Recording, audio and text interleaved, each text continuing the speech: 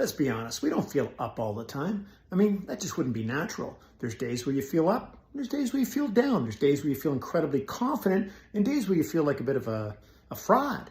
And then, of course, there's days where you have a tremendous amount of energy and days where you're just dragging along. It's called the human condition. We ebb and flow.